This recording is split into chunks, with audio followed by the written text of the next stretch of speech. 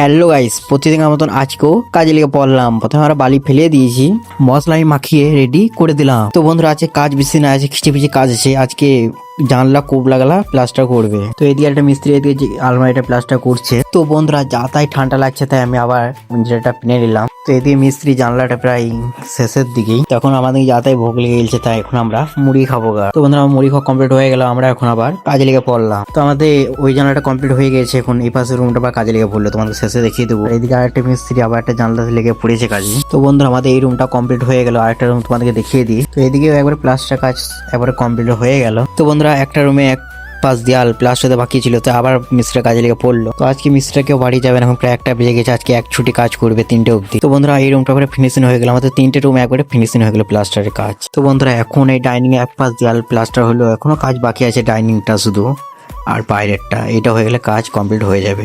তো বন্ধুরা চললাম এখন ফ্রেশ ট্রেশ হয়ে, তোমার সাথে আবার দেখা হচ্ছে। তো ফ্রেশ ট্রেশ হয়ে আমি বেরিয়ে পড়লাম একটু সিউড়ির দিকে, সিউড়িতে একটু কাজ আছে। তো বন্ধুরা আমি মিনি ব্লগটা এখানে শেষ করলাম। Okay bye.